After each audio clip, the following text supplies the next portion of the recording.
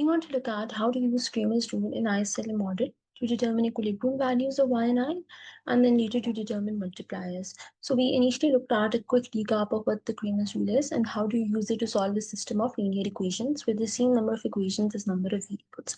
We want to now finally apply the Cramer's rule in the ISLM model.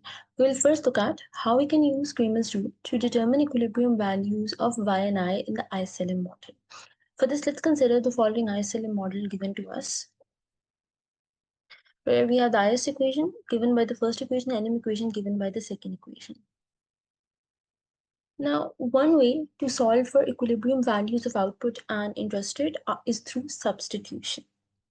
What we could do is we could, for instance, substitute I from the LM equation into the IS equation and then find the equilibrium value Y from there, right? So one way to solve this is to substitution. You make I the subject from the LM equation, insert it into the IS equation, and then from here solve the equilibrium value Y. Once you have the equilibrium value Y, you can plug it into either IS or LM equation to find equilibrium value of interest rate. So that's one way to go about solving it, is to use the substitution method. Right, that's one way to solve it. We want to now look at how we can instead solve for equilibrium output and interest rate using the Cramer's rule.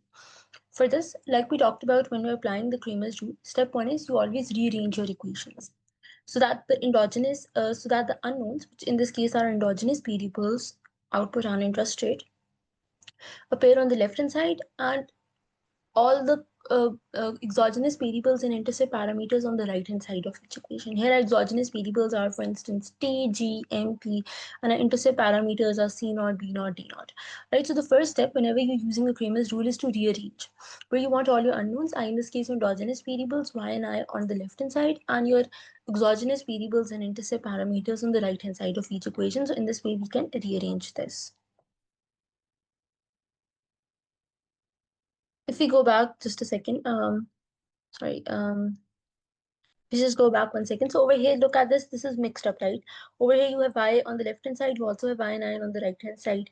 Here, you have y and I on the right hand side. So the whole idea is to rearrange it. So that y and I appear, which are endogenous variables. Endogenous variables are those that we want to determine inside the model. They appear on the left hand side, and our exogenous variables and intercept parameters, which the model takes as given, appear on the right hand side of each equation.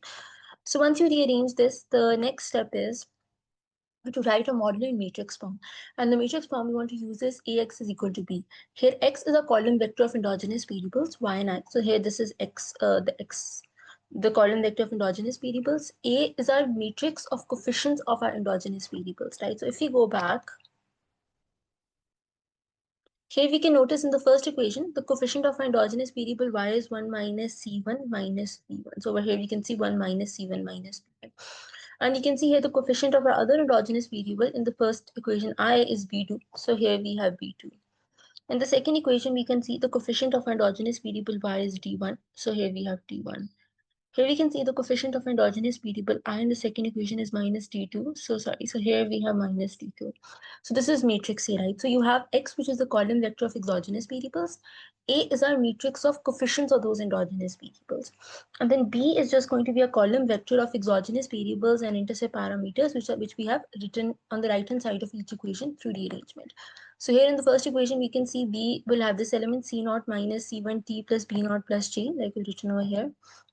And the second element in the column vector B would be m by p minus d naught. So the second step is to write, once you have rearranged the model, write it in matrix form. Ax is equal to b. X is your column vector of endogenous variables.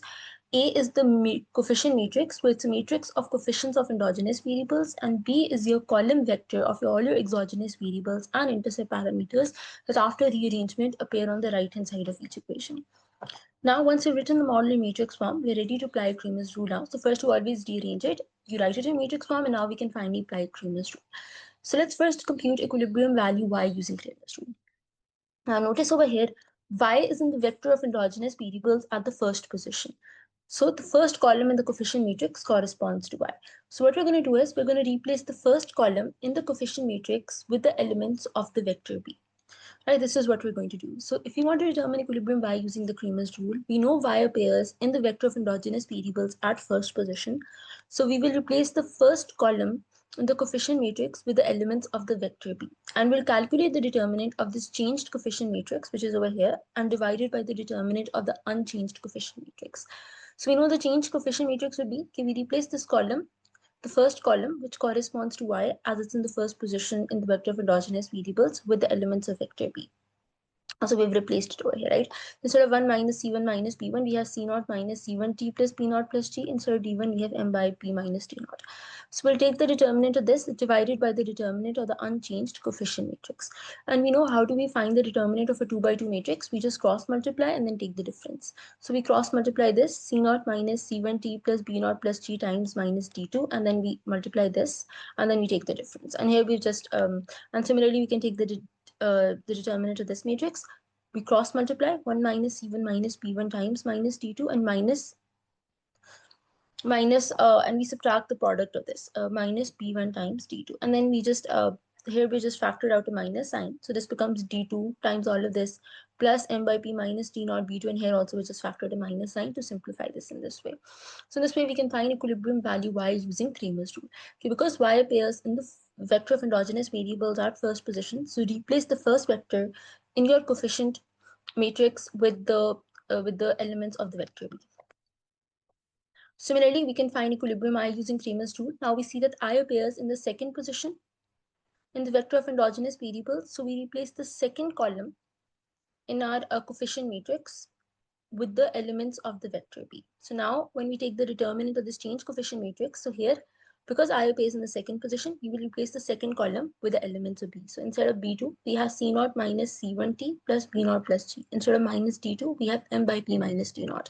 And in the denominator, we have the determinant of the unchanged coefficient matrix. Now this we've already calculated, so this is the same as the last one, because this is just the determinant of the unchanged coefficient matrix, which is the same whether you're calculating equilibrium value y or equilibrium value phi. And when we take the determinant of this, again, you just cross multiply and take the difference. 1 minus c1 minus p1 times m by p minus d naught, and then minus d1 times c0 minus c1t plus p0 plus t. And then you just factor out a minus sign and simplify it a bit. Just factor out a minus sign to just simplify it a bit, right? So whenever you're finding equilibrium value y and I using Cramer's rule, you just first you need to rearrange it so that you have endogenous variables y and I in this case on the left hand side, and you have all exogenous variables and intercept parameters on the right hand side of each equation. Then you write it in matrix form, ax is equal to b. Then finally apply Cramer's rule. If you want to find equilibrium value y, you see what is the position of y in the vector of endogenous variables, and then accordingly you replace the column corresponding to y in the coefficient matrix with elements of vector b. Take the determinant of that changed coefficient matrix and divide by the determinant of the unchanged coefficient matrix. So the main thing is just to see in what position is it in the vector of endogenous variables, and then replace the column corresponding to that in the coefficient matrix with the elements of the vector b. Y was in the first position, so we replaced the first column with the elements of b. I was in the second position, so we replaced the second column in the coefficient matrix with the elements of b.